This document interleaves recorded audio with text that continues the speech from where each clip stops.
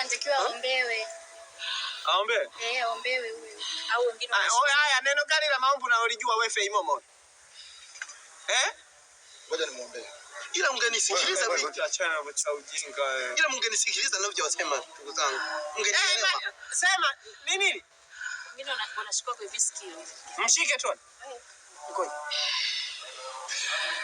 Kiti hataki kukaa hapa. Kiti hataki kuona makaratasi. Kiti hataki kukaa eneo hili. Wala sio madogo yani. Kiti hataki kuona makaratasi. Wewe ngoja. Hebu geuka vizuri. Geuka vizuri. Si, nisubiri hapa. Niingie ndani. Wewe njoo ndio. Wewe nisubiri hapa.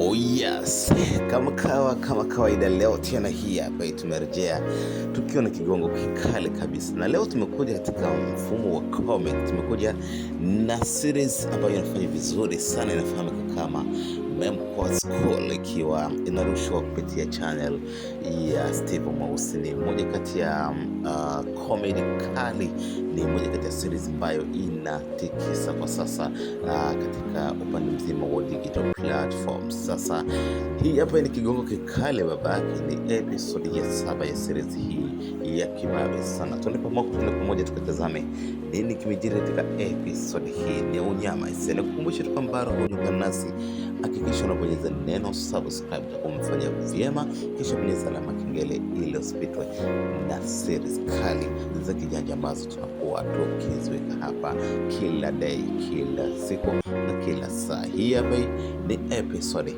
ya 7. Nini kimetokea katika episode hii? Kaa tayari, tazama kwa kina tupate kuenjoy ile kinoma ise.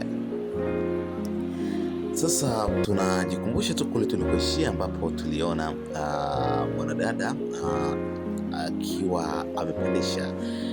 Baada ya kupandisha, tunaona walimu walipanga wakimtindo, lakini wakina Steve Mweusi wakiwa wametokea hapa, na Steve akiwa anacheka kweli kwa sababu anafahamu huyu dada anafanya kile kwa sababu ameona pepa ni la moto sana. Kwa hiyo akaamua ile design fulani kama ajipandishe mashetani, lakini mwamba Msukuma huyu aliweza kumwambia walimu kama vipi, mnipe nikampeleke chooni, nikamdamisha chooni, kwa sababu kuna imani zinasema kwamba kuinamisha mwenye mashetani chooni basi mashetani yanaondoka, lakini walimu kapinga. Sasa Steve Mweusi bwana, baada ya kuja hapa akawa anacheka ile mbaya sana, akiona kwamba huyu mwanadada huyu ni mjanja, anamfahamu vyema sana. Sasa akamwambia, sikia, nakwambia walimu, huyu hajapandisha wala nini, huyu ameona pepa gumu, ndio maana anaamua kujifanyisha hivi ili aweze kusipetoka. Sasa kama hauamini, chukueni bakora afu mtandikeni kichwani, afu muone kama jini halijaondoka. Sasa wakati mwalimu wa kiume ananyanyua bakora kuchukua, ghafla tunasikia mwanadada akisema kwamba naondoka kwa maana shetani aliyepanda sasa anasema baada ya kuona fimbo. Watu wote wakaanza kucheka wakiwa na kweli huyu mwanadada alikuwa anafanya mchongo ile mbaya. Lakini tukiangalia kuna scene nyingine ambayo imefanya vizuri pia, ni ile ambapo mwalimu Ndaro akiwa darasani anafundisha, ghafla kuna harufu kali sana ya mtu kuachia kitu Sasa mwalimu Ndaro akashindwa kuvumilia, wanakamua watoe wanafunzi wote na kisha kuanza kusikiliza harufu ni nani ameachia kitu iko hapo. Sasa baada ya kusikiliza harufu, aliwatoa wanafunzi watatu. Mmoja wa wanafunzi hao wa kwanza alikuwa ni huyu anaitwa Bonge bwana, akamweka pembeni, lakini pia kuna mshikaji fulani mnene design fulani, kwa hiyo naye akamweka pembeni kwa sababu kama wanafahamu kwamba wanaamini kwamba pengine jamani walikuwa amecheki kitu. Lakini wanafunzi watatu ni Steve Mweusi wakiwa wamekuwa nje, na hao ndio wakawa ni watuhumiwa wa kutoa harufu kali mbaya sana darasani, kitendo ambacho kilifanya mwalimu Ndaro ashindwe kuendelea kufundisha. Sasa katika conversation hapa mwalimu Ndaro bwana anawaambia, hebu nisikilizeni bwana, kati yenu mnahisi, kabla sijamtaja aliyehusika na jambo hili la utoaji taka mwili, ni nani mnahisi atakuwa ameachia? Lakini Steve anawaambia Mwalimu Ndaro, kwa kuangalia tu sinamuona nani mwenye nyama hapa, huyu ndio atakuwa ameachia kitu, kwa sababu watu hawa wanakuwa na mafuta mengi. Kwa hiyo ni vigumu sana kuendelea kubaki na gesi tumboni. Kwa hiyo ndio maana wamekuwa mara kwa mara wakiachia kitu. Kwa hiyo bila shaka huyu jamaa huyu natakuwa ameachia kitu. Lakini tukiama huko bwana, tunakuja kuangalia Mwalimu Ndaro tena akiwa na huyu mshikaji ambaye ni design fulani kama chotara hivi. Huyu jamaa bwana ana pesa ni mbaya. Sasa Mwalimu Ndaro, unafahamu tena maisha yamekuwa ni magumu kidogo kutokana na kutopata mshahara wa kutosha. Sasa anaamua kumwita Chemba ili mradi ajaribu kumtengenezea mazingira ya kuweza kupata maokoto kidesign fulani, kwa sababu ndio hivyo tena, mwanafunzi ametoboa kuliko mwalimu. Sasa ni noma ise. Sasa Mwalimu Ndaro anamwambia mshikaji, hivi wewe unajishughulisha na nini hasa? Anaambia huwa mara nyingi nafanya shughuli mbalimbali za kiuchumi, pamoja na kuagiza vifaa vya magari kutoka nje kuleta Tanzania, lakini pia nimekuwa na biashara kadhaa ambazo zimekuwa zikiniingizia kipato.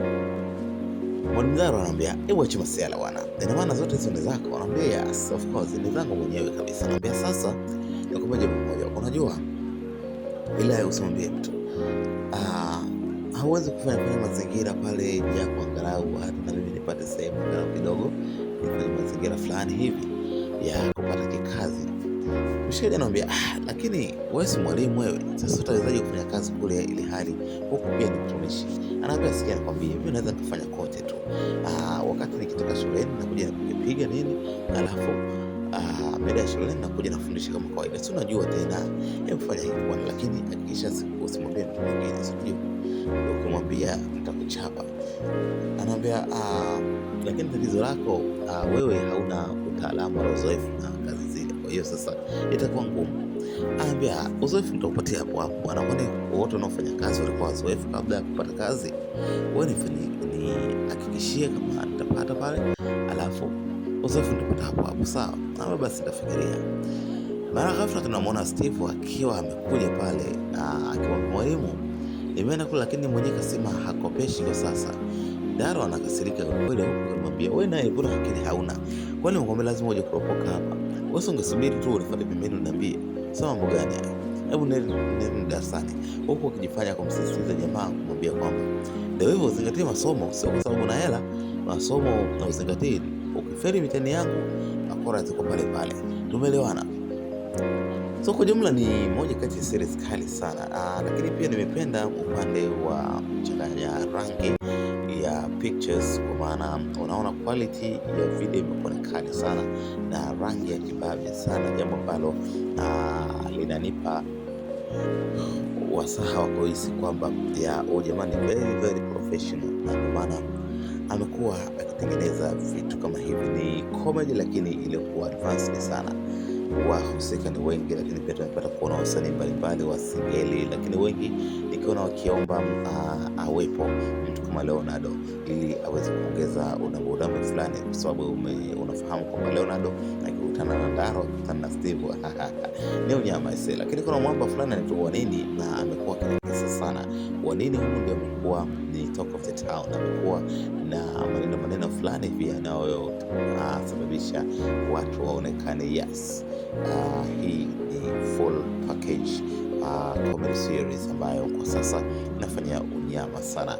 Una maoni gani kuhusiana na series hii hapa? Kama umetazama, tuandike maoni yako kwenye comment section, subscribe, like na kushare video zetu ili upate nafasi ya kupata zile zingine kali ambazo zitakuwa zinakujia very soon. Here ni Memko School, here by episode ya 7.